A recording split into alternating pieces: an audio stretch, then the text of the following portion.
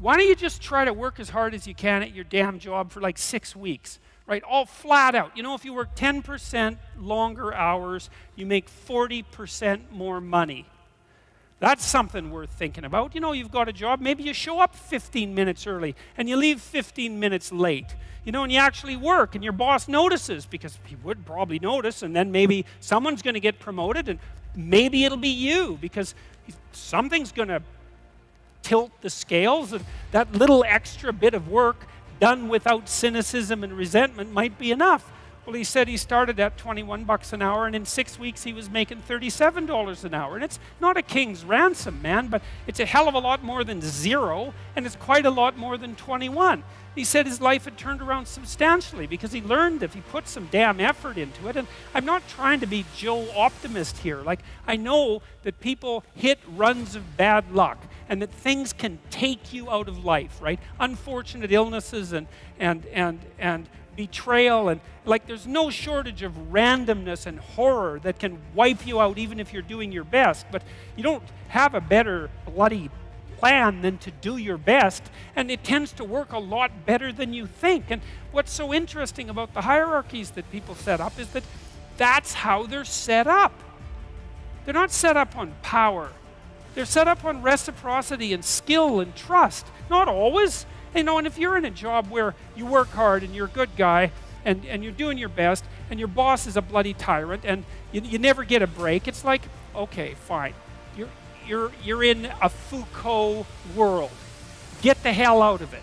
You know, you get your resume set up, write your CV, fill in the educational gaps that you have, send out your 25 resumes a day, and prepare to make a lateral move because you're in a bad place. But almost everywhere, and this has certainly been the case virtually everywhere I've worked, and I've had like 50 jobs, you know, if you go above and beyond the call of duty and wake an intelligent way, interpersonally, socially, with regards to the diligence of your work, with regards to the truth of your attitude and your courage and all of that, that will work. And you know, if you try it for a year and it doesn't work, then go somewhere else, because you can, right? You're free. I mean, it's not easy. You can't just walk out the door and instantly find another job, but you're not enslaved. You could make a move. You could even decide that you're going to make a move and double your salary. You know, it's not a bad goal, and it's certainly a possibility. It's like, it isn't hierarchy. It's ethics that determines success in a functional society. It's ethics that determines success, not power. The rest of it's a bloody lie. And that doesn't mean that all our systems are perfectly ethical. You know, you got to be awake. If you're in a system, there's going to be some corruption in it. Part of what you're supposed to do is keep your damn eyes open for the corruption and your mouth speaking truth, so when the corruption starts to take root, you object to it so the whole damn system doesn't turn into a pathological power play. And that's part of your ethical responsibility as a conscious being, an ethical being, a religious being for that matter, and a citizen, you know? And you're charged with that. That's why you vote. That's why you're the cornerstone of your state, man. You're the what would you call? You're the wellspring of the ethical actions that replenish the dying world. That's what you are. And if you act, that's what you are. And if you act that out properly, then things work. And that's why that's always been described as ethical behavior. It's not because you're supposed to be good, you know, and being good isn't that easy anyways. And it certainly doesn't mean being nice and harmless. It's not an easy thing to be good. You have to be tough as a damn boot to be good, because you have to stand your ground when you need to stand your ground, and you have to be able to say no when it's time to say no, and you have to mean it.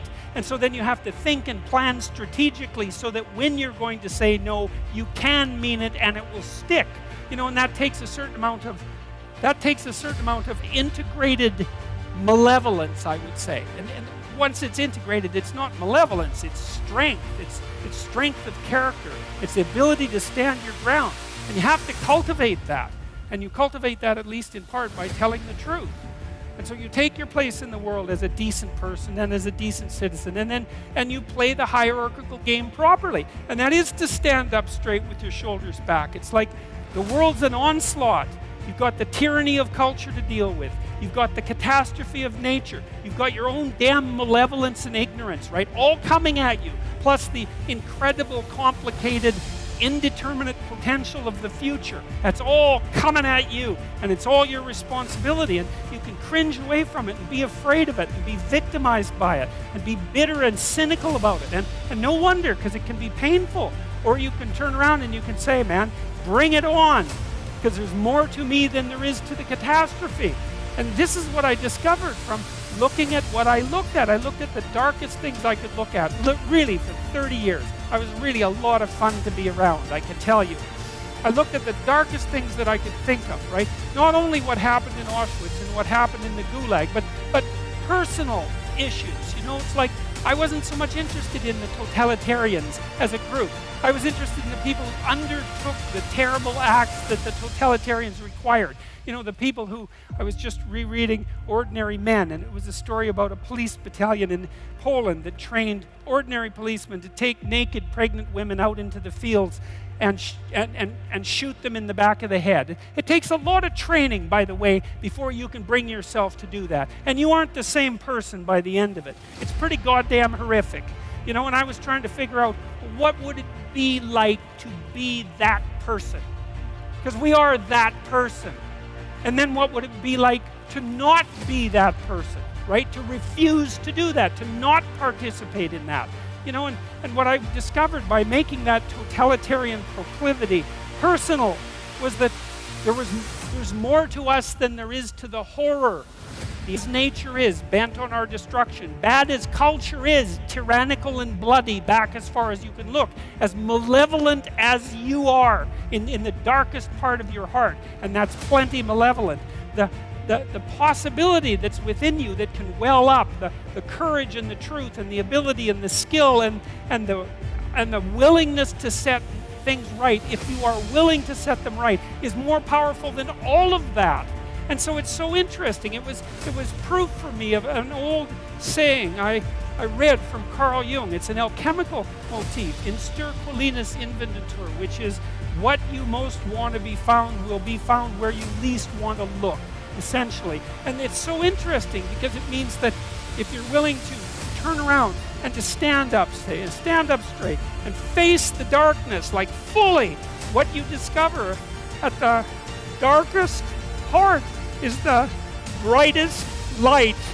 And that's something that's so much worth discovering, because there's going to be terrible darkness in your life. And it's going to make you cynical and bitter. And it could easily be that you're just not looking at it enough. Because if you looked at it enough and you didn't shy away and you brought everything you had to bear on it, you'd find that there was more to you than there was to the horror.